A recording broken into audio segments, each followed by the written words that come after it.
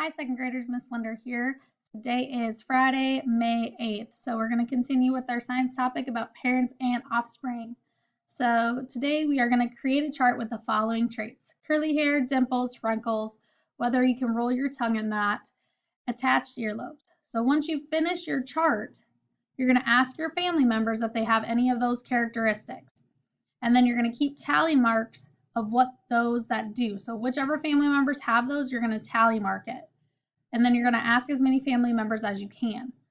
So this could include cousin, aunts, uncles, grandparents, sisters, brothers, whoever's in your family. And then after we're done, we're going to create a bar graph. So you can see our chart's going to be similar to this. And then with our chart, we're going to create a bar graph similar to this. So I'm going to show you how to start your chart first. So we can name it family traits. So family traits will be your title. And then on one side, you're going to have traits. And then on the other, you're going to have number of family members.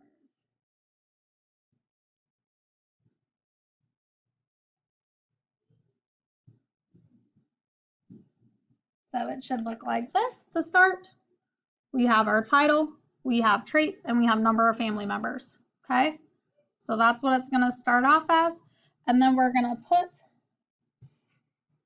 on the trait side, we're going to list the traits. So curly hair, dimples, freckles, and roll your tongue. And then the last one, attached earlobes.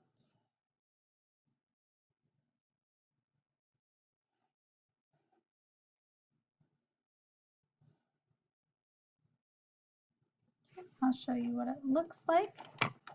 So it can look something like this. It's a chart. You have all your traits underneath. So when you go around and ask your family members, you're going to tally whether or not they have one of these. So if they have curly hair, you're going to tally it. If they have dimples, you're going to tally it. And when you're done asking all your family members, you're going to create a bar graph. Okay?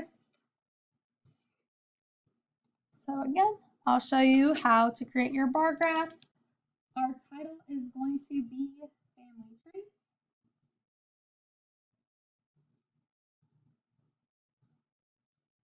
We're then going to make the L for the graph and label the side. So one's going to be traits. Bottom part's going to be number of family members.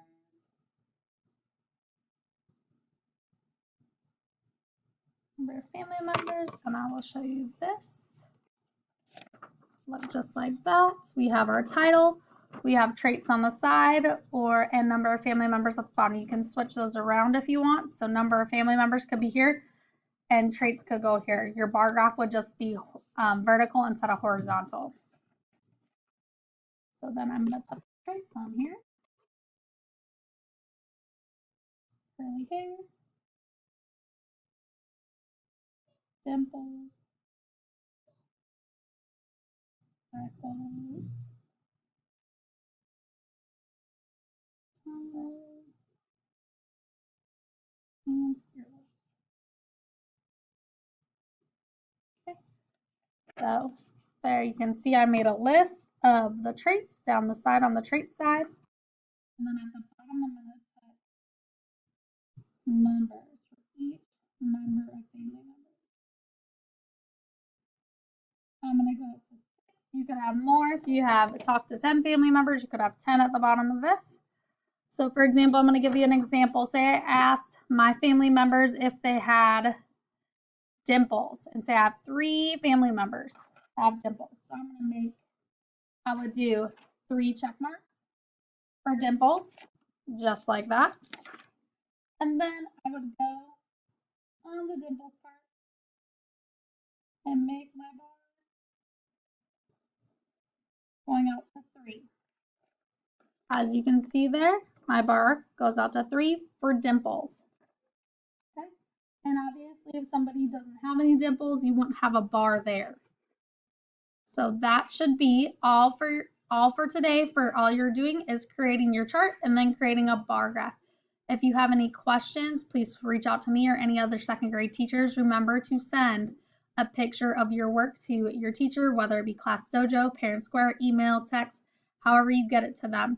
And remember, if you have questions, please reach out. That's it for today. Have a good day.